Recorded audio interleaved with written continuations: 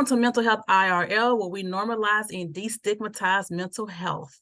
I am one of the hosts of Mental Health IRL, Dr. TJ Jackson, and my co-host is Marcene Weatherall, and she will be in a special segment later on in the show, so stay tuned for that. Today, we have a guest panel of some dynamic women. So we have Dr. Tara, we have Miss Carmen, and we have Miss Timesha. Thank you, ladies, for coming on. I appreciate each one of you. But my first question to each one of you is, when you think of brunch, what do you think of? And so whoever wants to go first. I'll go. So I'm Timesha. And when I think brunch, I think de-stress. Usually it's girl time, but if I'm with my husband, then just like good quality. I think quality time, period, whether it's with my friends or with my husband or with my daughter. But de-stress, quality time, just good, like hanging out. Thank you. I'll go. I'm Dr. Tara, and I'm the founder of One Pro Movement, which is an advocacy for self-care, self-love, and self-empowerment. So this question is perfect for me. So when I think of brunch, I think of old school beauty shop where we used to go and release everything there, and the young girls learned everything there, and we don't really do that anymore. So I think it kind of moved over to brunch, and now when I think of it, I think of it the same thing. It's the equivalent of being in a beauty shop to me, being able to talk about anything in a safe space. Usually the food, just like in a beauty shop, people came in with food. You did the same thing where you're socializing, and it's really like a purpose-driven time for you to, when you leave a lot better, you look better, you feel better than you came in with. So that's what I think about with brunch. Mine's kind of similar. Oh, I'm Carmen.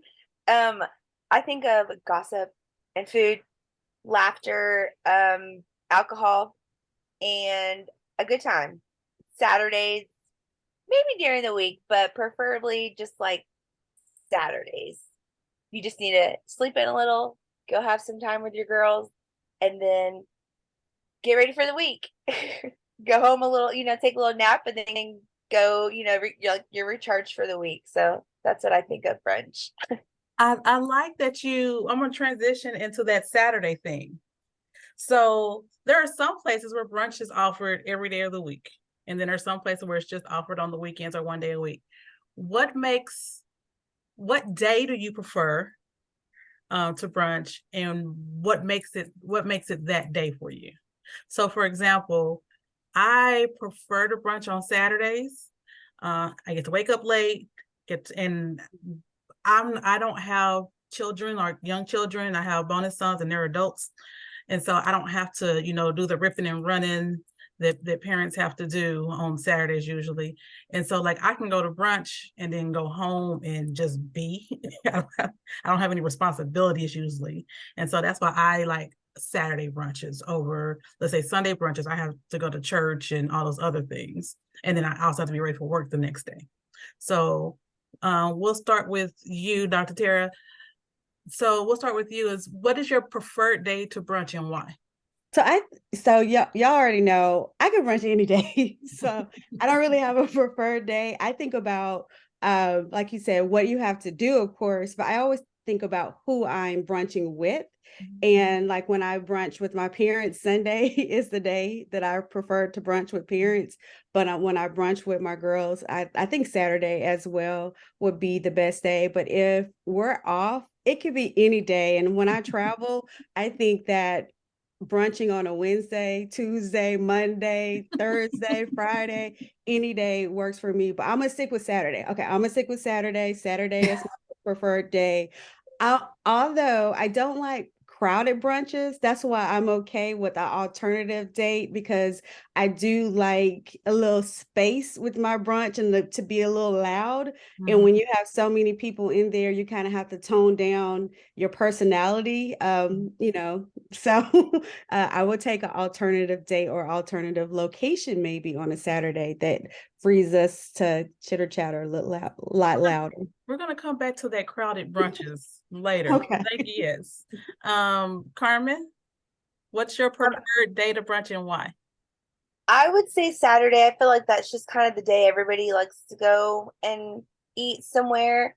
But I will say when I'm off in the summers, I think any day. But Saturday's definitely. Sunday after church, it's like you got to get home and get ready for the week. You can't really drink and have like have a long brunch. It's like quick. So Saturday for sure. Tamesha? So I'm any day of the week. Actually, I don't have like a preferred day. Like if there's a brunch available and I'm available, I'm there. Usually though, like when I'm planning brunches, we usually do it on Sundays, and I do Sundays because most people are going on Saturdays. And so, after church, we just go to brunch. I'm looking on my phone because, as y'all know, we put out a survey and we got 76 responses for our first survey. I'm very proud. Okay. And one of the questions that we asked was, how frequently do you brunch? From our respondents, 56% said less than 1 month. Less than once a month, I'm sorry. 30% said once a month. And then almost 12% said 2 to 3 times a month. No one said multiple times a week. I thought about it, and there was a time when I was probably brunching every week or every other week. I used to be a part of this group that was called Ladies Who Brunch. So that was, it was going back to that beauty shop thing that you were talking about, Dr. Tara. And we brunch once a month. And then with my siblings, our schedules are so busy and here and there and everything that we try to brunch either every other month or once a quarter. We're doing real bad this. We haven't even brunched since November, I think. But we try to brunch at least once a quarter. And then with my husband and his friends and his social network, I end up brunching somewhere within that. But there was probably a time where I was brunching probably every week. Now it's less than once a month because, real bills. That's a bill. That's in my budget. It really is. Like literally, when I talk it out my boss, I'm like, you have to include brunch in my. Yes. Like, how do I move this around to make sure that I can go to brunch at least once a week? Yes. I love research, y'all. So I always like looking up things, and so I learned the history of brunch. I didn't know brunch had a history, but it does.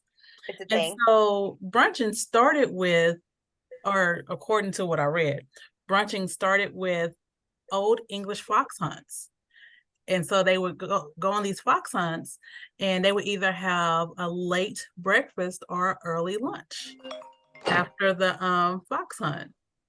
And alcohol has always been associated with brunch from the beginning.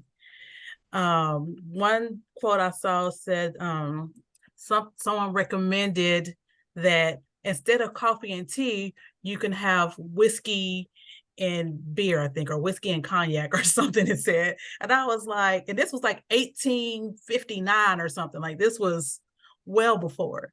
And then for women in brunch, it's connected to the Prohibition era because first of all, it was unseemly for women to be seen drinking in public, let alone day drinking. And so it became a way to, proper etiquette and drink your juices. That's how mimosas were like invented during the whole brunch, the early peak of the brunch era. So, and then with Prohibition, it was illegal to drink. And so they were drinking in public legally because they were just drinking orange juice. Right. Alcohol. Yeah, I could see that. Right. You gotta find a way.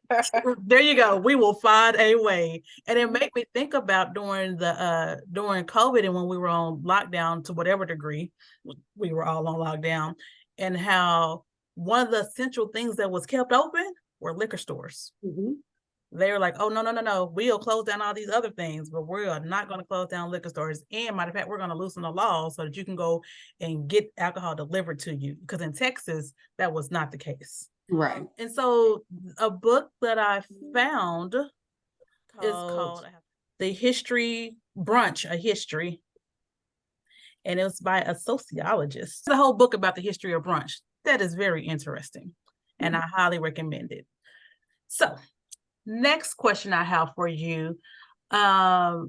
Tara said we were going to go back to something. Oh, the culture of brunch. So it's called The Trouble with Brunch, and it's by Shawn Micallef. I'm sorry if I'm saying that wrong. But in it, and the people that were talking about the article were talking about the loud, the boisterousness, the encouragement almost to binge drink, the overpriced food, and just even how it's signs of gentrification. And like they were talking about all these different aspects of like the problem. We know the celebratory, let's hang with our girlfriends, let's hang with our families, let's reconnect. I will forever tie this to the beauty shop analogy you gave, by the way. But let's talk about some of those other parts that go along with brunch. And so to start us off, one of the questions that we asked on the survey was about how many alcoholic drinks do you have per brunch? And 64.5% said 1 to 2. 15.8% said 3 to 4. 15.8% also said, I do not drink alcohol. And then I can't see the percentage, but a small percentage said more than 4. And so one thing I wanted to do was when we talk about a drink, but this is something that I had to learn as a substance use counselor, was what my idea of a drink is not what a drink is. And so I want to share my screen with you. So a standard drink, and I like showing this version, but then I'm going to show you another version too. So I just want to look at this wine glass. I don't know about you, but when I drink wine, my glass is probably twice as full as what's on here. And so when I think, oh, I'm only having a glass of wine, according to the standard, I might be having 2 or 3 glasses in that glass of wine. And so when I asked the question, I did show this screen, but another screen that another image that I tend to show is the solo cup. Can y'all see this on the screen? Okay. Yes. And so, especially when I'm talking to college kids and high school kids, this is what I show. And I was like, how many of you, when you're making a drink and you're making a mixed drink, do y'all put in just this much of whatever alcohol, like whiskey, vodka, tequila, whatever, or y'all putting in like this much? And so when you think of it along that line, that's like 1, 2, 3, 4, 5 to 7 drinks when we're thinking we're only having a drink.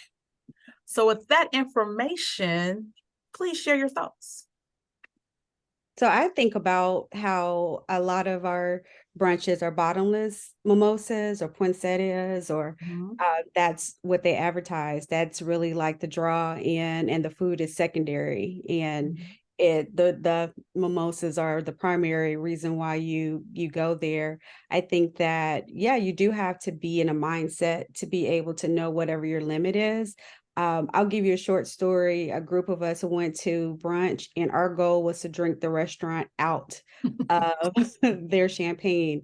And I know that sounds weird. It was years ago, many, many, many, many years ago. So would not do that in this day and age. But the restaurateur was not okay with the fact that it was bottomless. So he had to keep bringing them to the table. And there was a table of us. And eventually he came back and was like, y'all, this is my last bottle. Y'all, I don't know what y'all were doing today, but yeah, we drank the whole establishment out of everything that they had.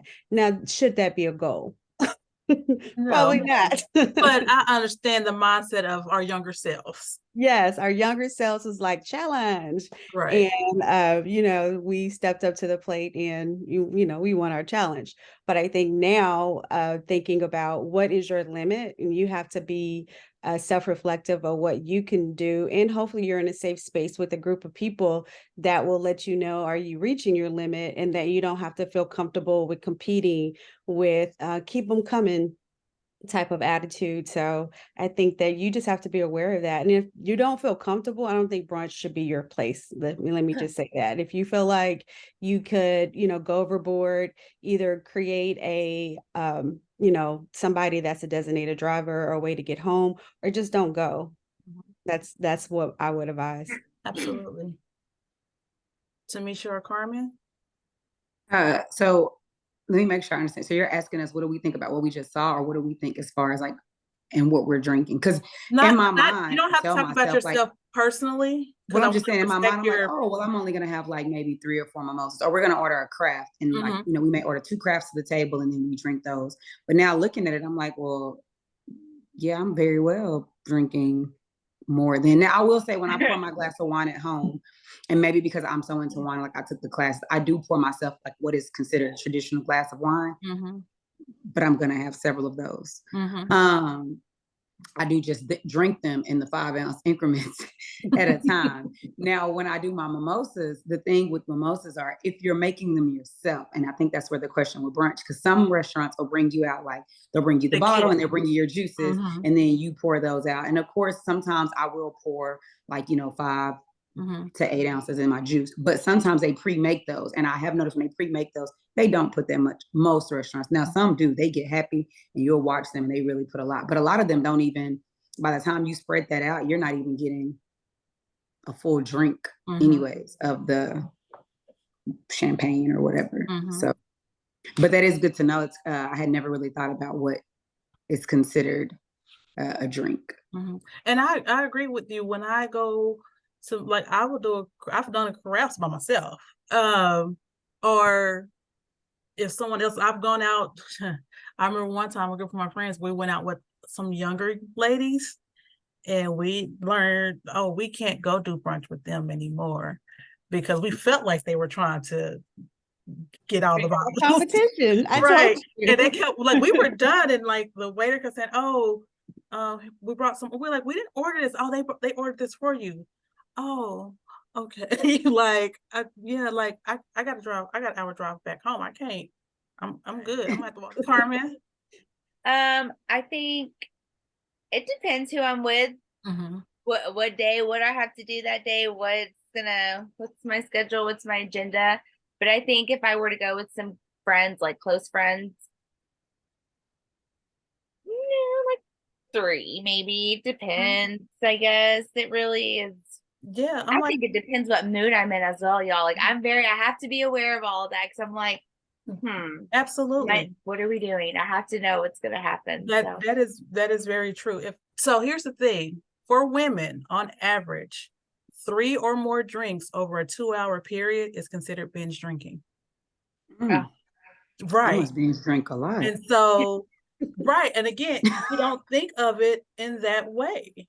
We don't think of, I'm like, I just had this glass, or I just had this cup, but what's the proportion? How much alcohol is in that glass or in that cup? And so in our last episode, we said, I forgot the term that Marcene used. She said accidental addicts. That's what she said. But it's like, oh, well, I'm just going out with friends. I'm just drinking on the weekends. I'm just drinking for brunch. But it's just we're talking about boundaries earlier, of knowing what do you have to do? How are you getting home? Can you say no to your friends? Like, I have friends who don't drink, and they come out to brunch and they enjoy brunch, and they get they might get like a sparkling soda, something that like gives you that tingle that alcohol gives you in your throat, or they make virgin mimosas or whatever, but they are able to establish their boundary, enforce their boundary, and they know they're with people who will respect their boundary. And so that's part of it. Go ahead, Carmen. So when you said that if you have 2 3 drinks within 2 hours, was it? That's It's- just for women. Yeah, for men, it's 4. So another strike against women and how they judge us and hate us. Which I because think that's is like, why is crazy. that for women? Well, it's really based on body weight and body mass, and so it's a generalized number, but it's really based on body weight, body mass, how your body processes and breaks down Metabolizes alcohol. better. Okay. As I said, in general, for women, it's 3 drinks over 2 hours. 2 or 3 hour period. So Wow. it's, And then I it's binge drink a lot. almost a couple days a week. Then I was sometimes gonna say I'm binge drinking, and then she said you become an undercover alcoholic, which Not I an was told by undercover. But my not undercover, accidental. And well, I mean, and like it's not basically because you don't know. necessarily. Well, I ain't accidental. even gonna say undercover. What's the correct word?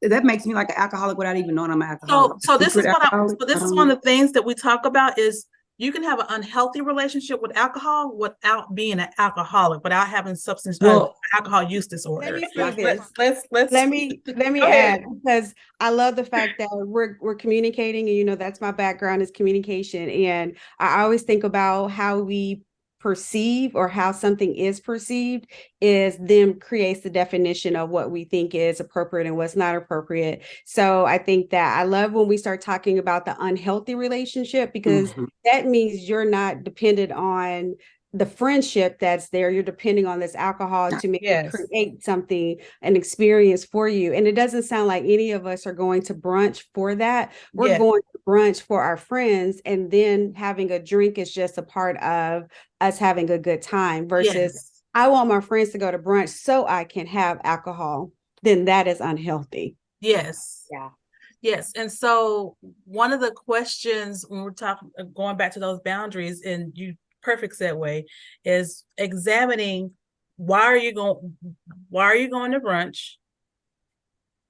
Is brunch causing issues in other areas of your life? Because someone who responded to the survey asked, can brunch be addictive?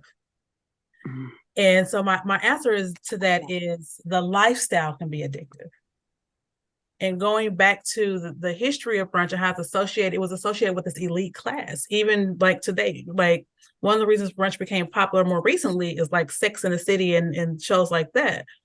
And it truly is a sign of gentrification when you have restaurants and things that offer brunch and all those things.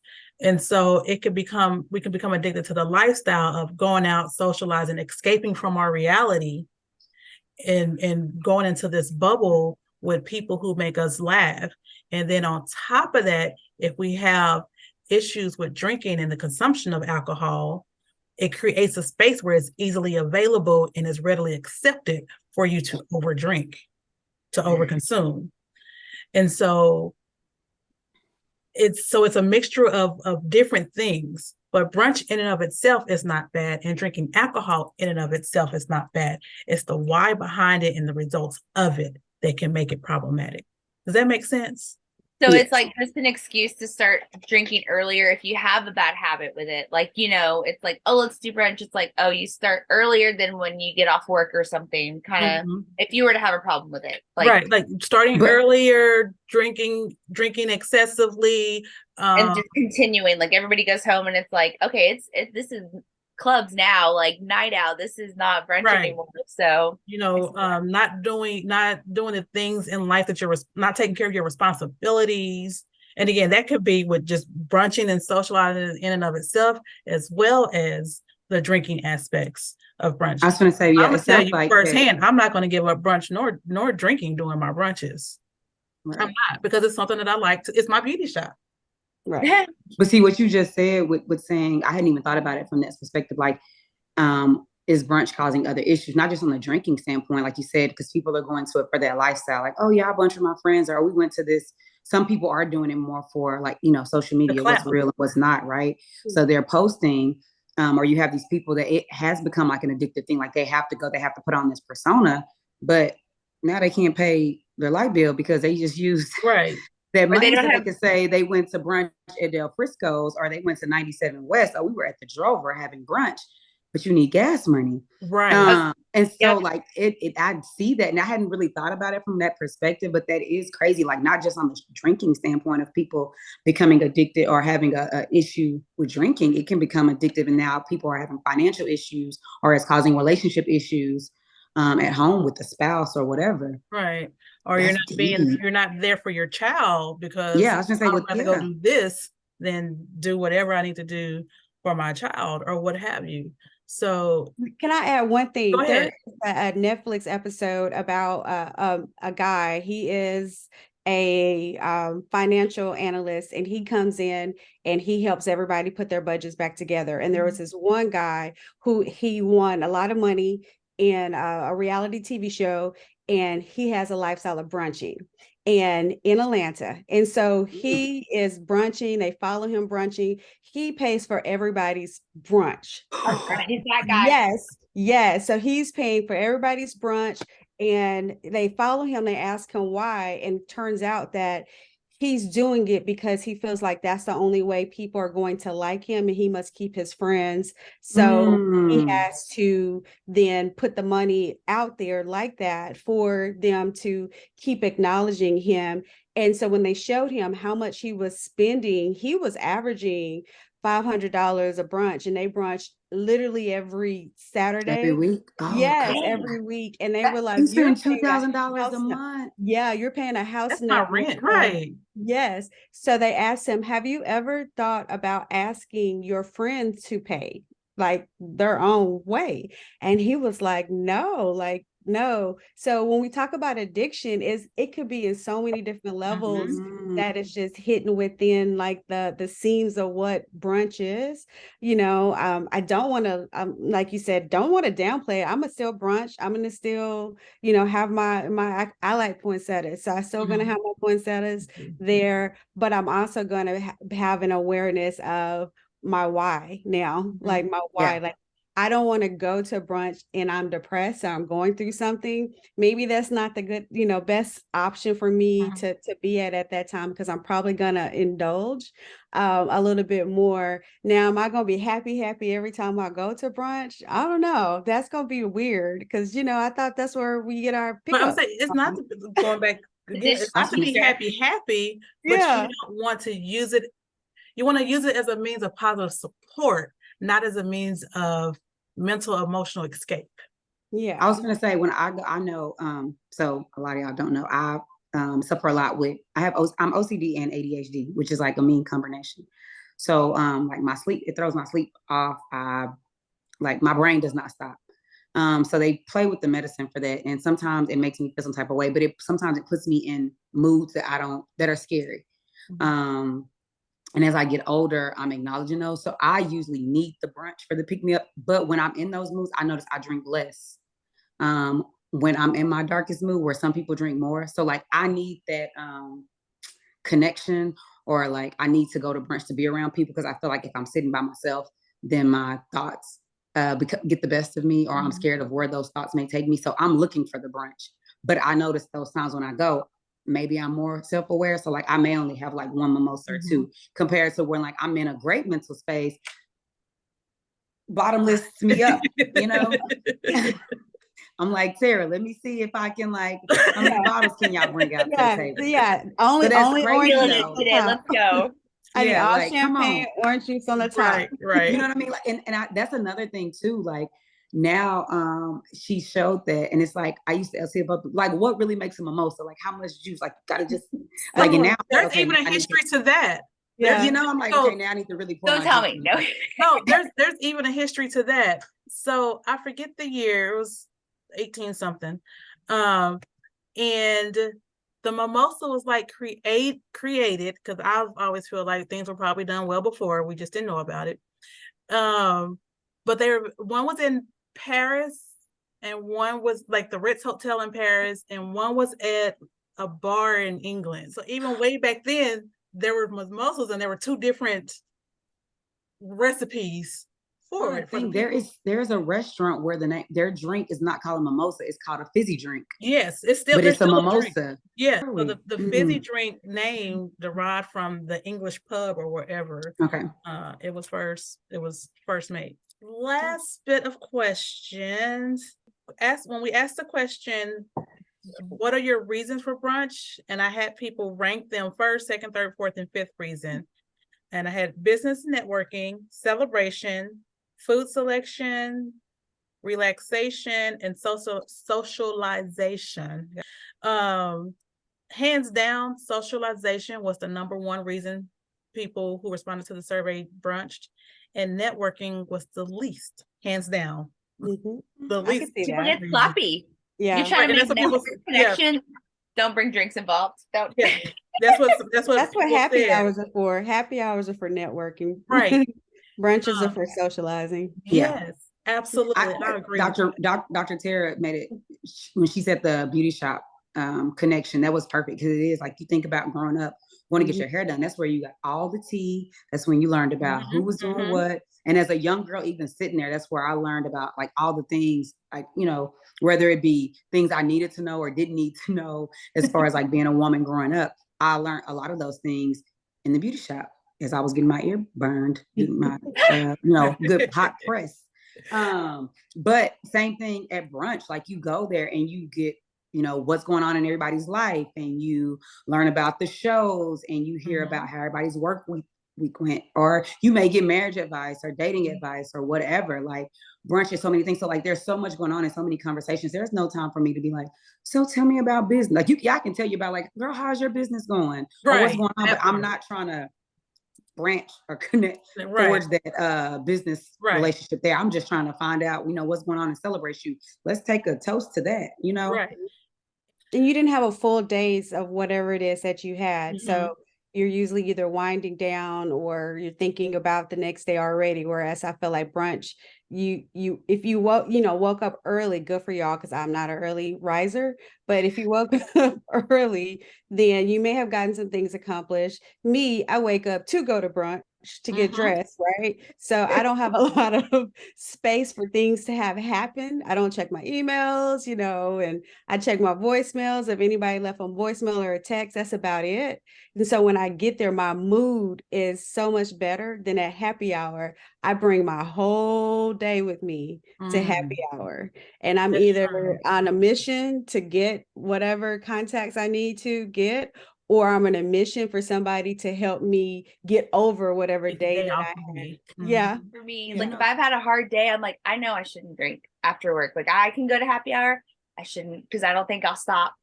But I think if it were like a brunch, same people, same atmosphere, I would probably be like, okay, I'm good. I can drink a little right now, but I shouldn't drink too much. Like I really have to think about my mental with that, because I've not had a good past with alcohol, so I do have to be kind of careful. But it depends on the vibe.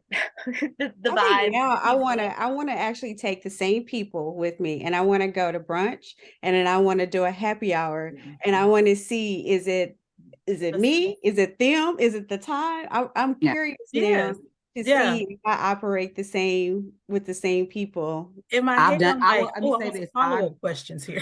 This has been a great conversation. It's gone places that I didn't even plan on it going. So thank you, ladies. We like to close out with tips. And really our tips this week are just reiterated some of the things we said. So going back to the question of is it possible for brunching to become an addiction? So the tips we have are we can become addicted to lifestyles. So when we think about hashtag It's a Vibe, hashtag Brunch Buddies, or Brunch and Chill, we can become addicted to the lifestyle that comes with brunching. So we need to examine the purpose of our brunching. Are you using brunch as a way to escape from responsibility, stress, or unwanted feelings? Is brunching your only means of self-care? Next, pay attention to how much alcohol you're consuming when you brunch. Again, binge drinking for women is three or more drinks within 2 to 3 hours. And do you have examine if you have an unhealthy relationship with alcohol. Again, you can have an unhealthy relationship without having an alcohol use disorder. Set boundaries and respect them. Is going to brunch financially responsible for you at the moment? Are you unconsciously consuming food or alcohol due to social influence or the social atmosphere of brunch? Share your boundaries with someone supportive within the brunch group. Also, be in tune with yourself. What thoughts, emotions, and feelings do you have before, during, and after brunch? What thoughts, emotions, and feelings do you have when you are not able to attend brunch? And then, is brunch causing conflict or stress in some other area of your life? And finally, if you think you or someone you care about may have an unhealthy relationship with alcohol or food or even just brunching, please reach out to Intentional Hearts Counseling and Consulting, and we would love to be a resource for you and possibly even your therapist. Our link is in the description below. So again, ladies, I thank you. Do any of you have any closing comments you want to share with our audience before we close out? I would just like to say, keep self-care, self-love first. Keep yourself first, and then make sure that you feel comfortable and trust your intuition and trust your mindset. I want to thank you, Dr. Tara. I want to thank each of you for coming out, being your authentic. We're all about authenticity here with Intentional Hearts. You get what you get when it comes to us. So I truly appreciate and value your authenticity, and sharing parts of yourself with literally the world, or whatever 10 people have watched our videos in the past. And so I honor you, and I appreciate that.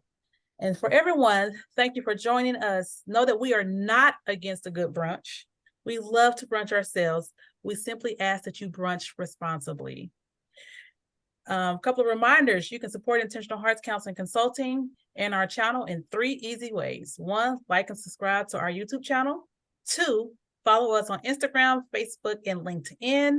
And 3, share our content with your friends. And as always, please remember, be intentional. Greetings. Marcene Weatherall with Intentional Hearts Counseling and Consulting. I just landed in San Diego, and I'm super excited to be here for a few days for the 4th to celebrate. And my birthday coming up on Friday.